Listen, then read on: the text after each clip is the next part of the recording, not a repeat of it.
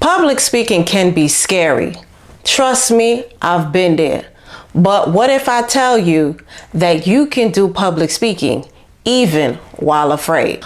What if your fear can actually make you a better, more relatable speaker?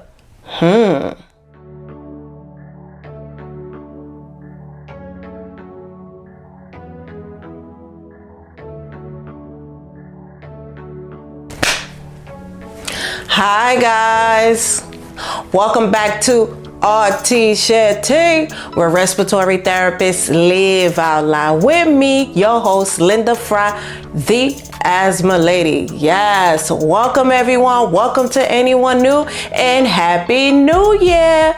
Yes, I haven't seen you guys since 2024. 2025 is here and we're ready to do new things, okay? So today's topic, we are talking about how to be a public speaker even while afraid in 2025. All right. And trust me, I'm your girl to talk about this topic because I am public speaking. I'm not afraid anymore. Okay. So let's talk about fear. Fear is very normal. It's common.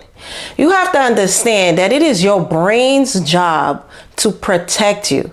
And back in the day, we needed those flight or fight signals to come very quickly, right? Because I don't know, we were running away from lions and tigers and all that stuff back in the day, hunter and gatherers, once upon a time, right?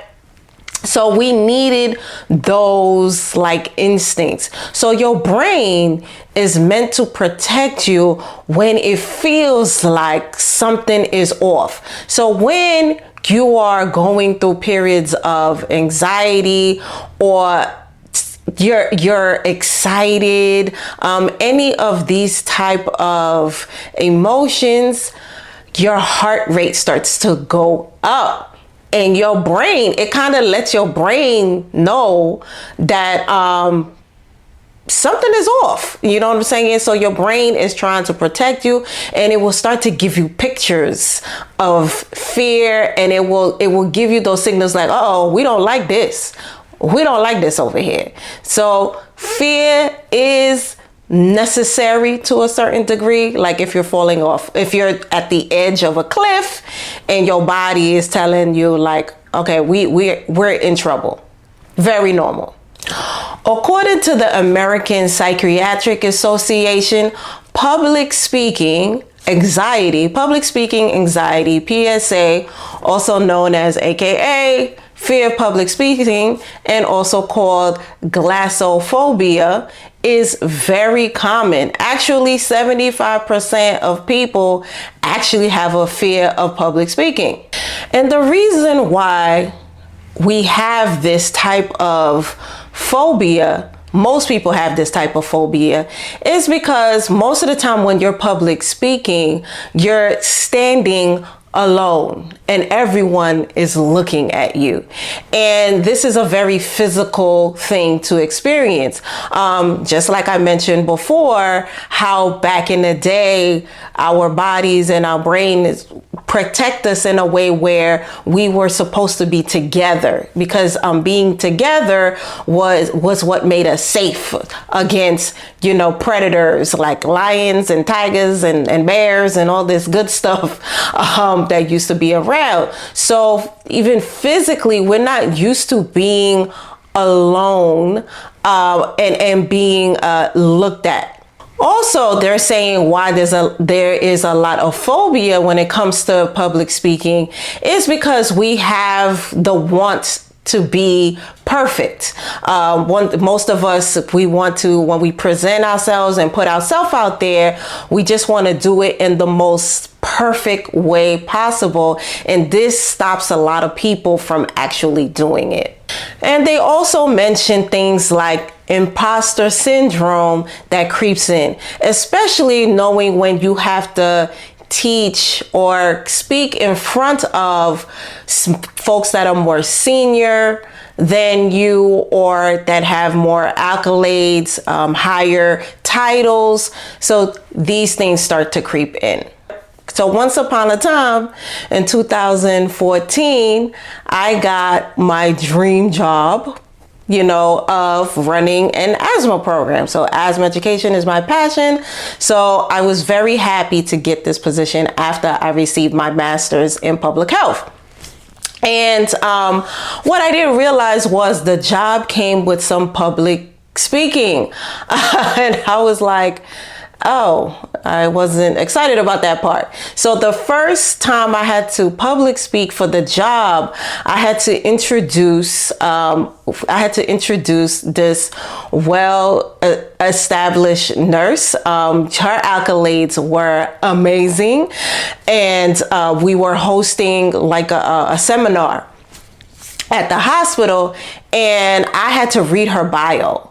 And so what happened was I got the printout of her bio, and I saw the word Chattanooga.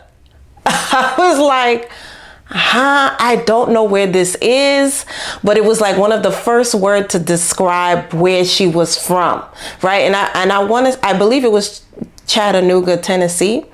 And I knew the minute I had to say this word, this place, I was going to hear my own accent and possibly hear the whistle that I hear because I have a gap in my mouth, and sometimes I can hear a whistle when I say certain words. So it automatically made me nervous because I visioned this in advance before even doing the speaking.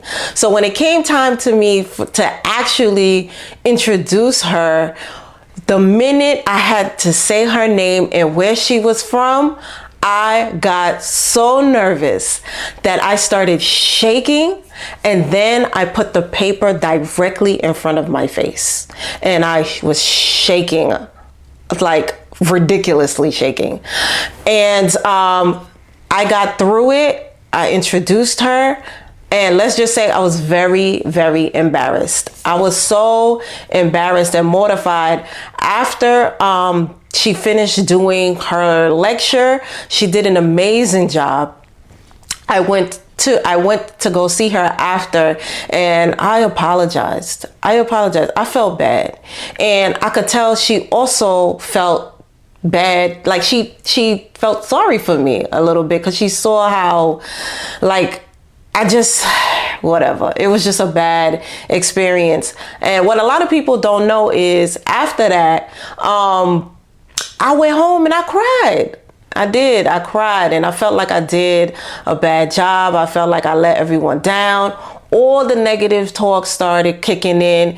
I was calling myself stupid. I was like, well, who gave you permission to take this job where you had to public speak? Who told you you could do that? Why did you do that? Why didn't you ask somebody else to do it for you?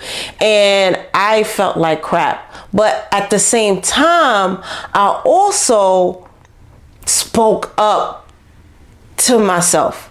And I told myself, like, stop bullying me.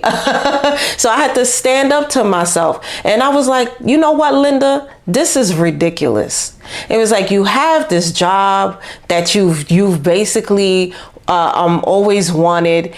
And here you are, you're going to let a fear of public speaking stop you? Like, come on. Now, you didn't die, okay? You got through it, and now we're gonna do it again. We're gonna do it even while afraid, and we're gonna keep doing it so you can get better. Okay, so here are some actionable tips you can take to start speaking even while afraid. Tip number 1, think of a time when you spoke up. Like, really spoke up to tell a story. Like, talking to your friends about something exciting that happened to you. Like, oh girl, do you know what happened to me today? And your friends are looking at you. They giving you the floor to tell them what happened, because they want to hear what genuinely happened to you. So use that as a mental description to give to yourself how to public speak in that frame of mind. You want to think of the audience as your friend, that you are telling a story to. All right. And that you want them to gain something from the story. So for example, for me, I speak on asthma education and asthma self-management. So my enemy is asthma disparities and uncontrollable asthma. So if that is someone's enemy too, that person is my friend. We people. So you have to think of the audience as your friend who want to see you, who want to hear about you speak about this topic. Tip number 2, prepare as being yourself. And what that means is, what you want to do is practice your speech, your presentation as you.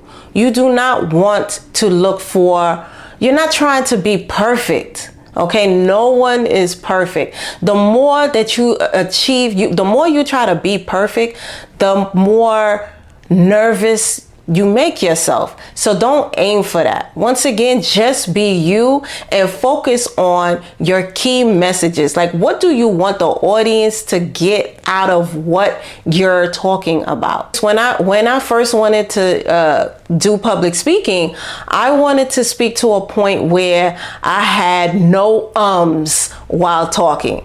And I was like, Linda, we got to get rid of these ums. Okay. And this was so hard for me. And actually it made me just feel more frustrated, more nervous. And I was just like, you know what? We're just going to talk as if I'm talking to a regular person, ums and all. Tip number 3, do low risk public speaking. Start small with a small audience. So think of things like team meetings, staff meetings. I started by saying grace in front of my family. Like when we want to bless over the food, who gonna bless over the food? I always be like, not me. That's how nervous I would be. Right? So I started volunteering to do that. Oh yeah, I could do a quick prayer over the food. And so this is, in my mind, I envision myself as a public speaker. Not that I'm just public speaking, that I'm entertaining people as well. And this is very helpful to me because I like to have a good time, and I want people when they're around me to also have a good time. So even no matter the topic, I want you to enjoy it and be entertained by it and engaged by it. So this helped me a lot as far as practicing. And even things like this, doing a podcast, like just speaking out loud to you guys, the listeners. So these things are, to me anyway, low risk public speaking activities. Tip number 4, start speaking on things that excite you.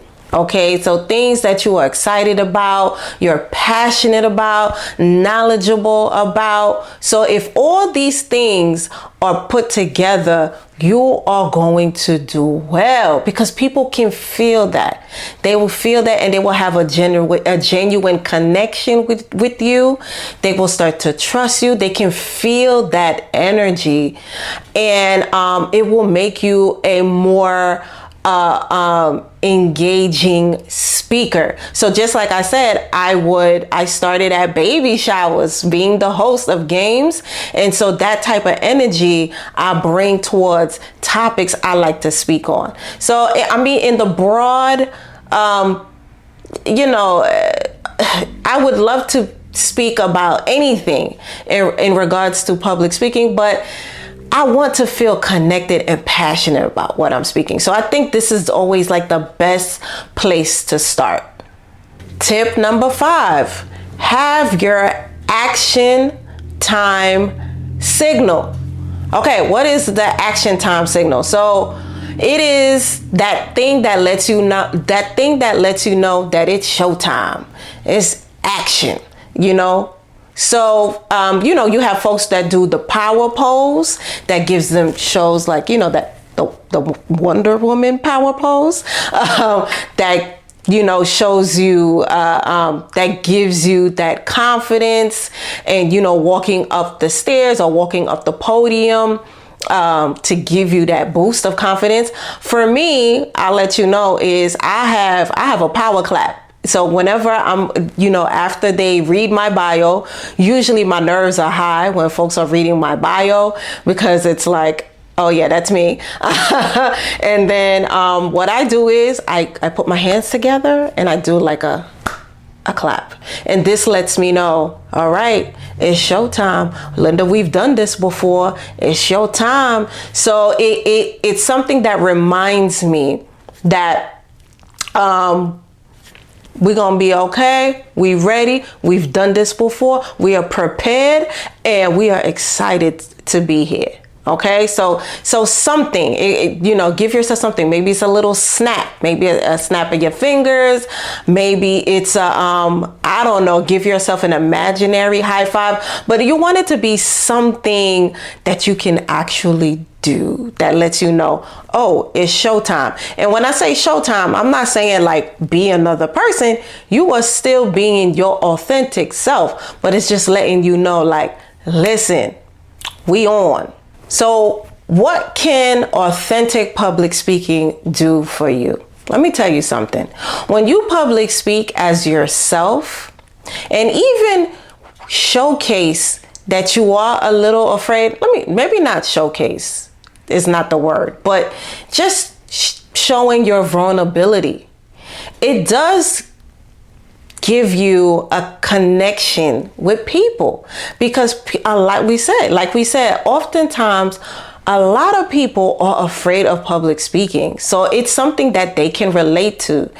And so when they see other people do public speaking, they secretly like admire the person. It's like, wow, this person is able to do this. So even if you're doing it while you're afraid and people can see it, oftentimes you will be okay. People will, as long as you know what you're talking about and you are sharing it with your heart, people will want to see you win. It is well received. All right. So I'll give you an example.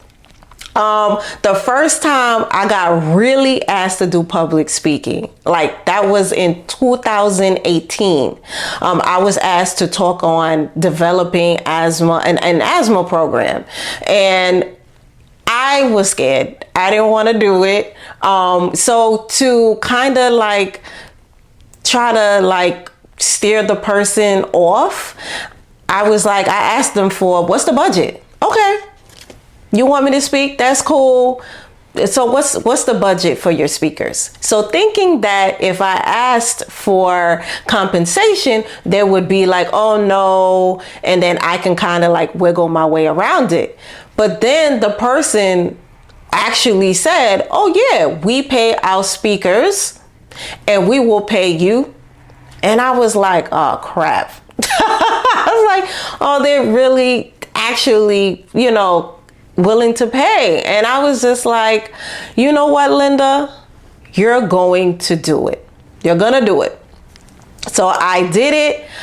I started to prepare myself. So I knew the topic very well. I know my stuff. I'm confident in what I have to deliver, right? And so, but it's the public speaking part that just has me so scared. So while I was speaking during that event, I had a laser pointer, and during the beginning of the presentation, I was so nervous. The laser pointer, I started shaking, and the laser pointer got off the screen and ended up in someone's face. And I was like, and I had no idea that I was like off my presentation screen.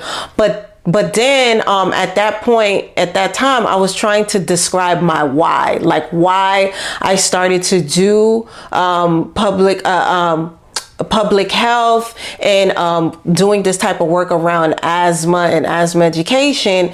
And after I shared my story, which I often share on this podcast, people started clapping. And I was like, I wasn't expecting that. I didn't share that story for the clap. But I got they started clapping for me, and I was like, oh man, these are my friends. And I was like, they want to hear what I gotta say.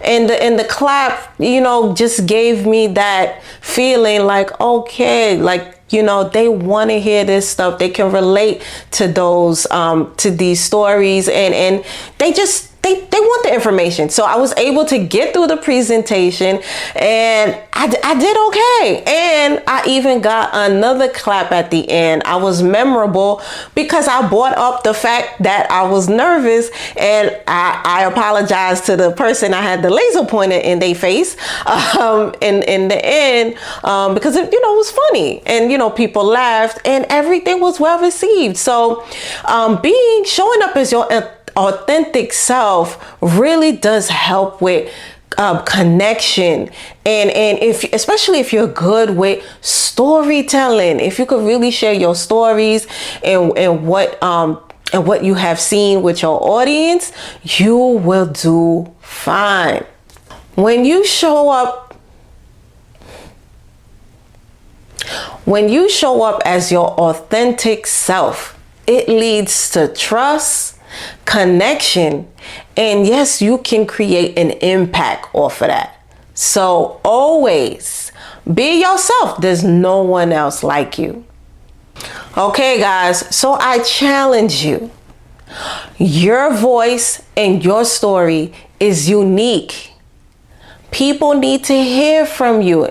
Share your perspectives, even while afraid. I'm telling you, it is so impactful. So please practice. 2025 is your year to be heard. Your voice matters. Yes. All right, guys. So I'm telling you from someone who literally trained themselves to do public speaking while afraid. I trained myself how to be comfortable while being uncomfortable. So let me know if you have any stories to share about your fear of public speaking. Share those stories. So start, like we said, like public speaking, share your stories, and I can share them on the show, or you can share them yourself. A little public speaking. And yes, this is your year. Let me know if you are interested in any classes around public speaking. I'm thinking I might go in this direction. So let me know. Anyway, I hope you guys learned something from me here today, guys. I appreciate you guys. Know that we are here on most podcast platforms. We are now on iHeartRadio. I'm very happy about that. We are on Spotify, iHeartRadio, and Apple Podcasts. So yes, we are growing together. So we are here on most Wednesdays, except for when I'm on vacation. All right.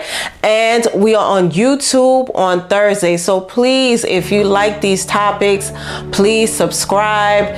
And we are here to support one another. So I hope I inspired you guys to do some public speaking in 2025. All right, guys. So I'll see you next time. And remember to invest in yourself and to only compete with yesterday's version of you.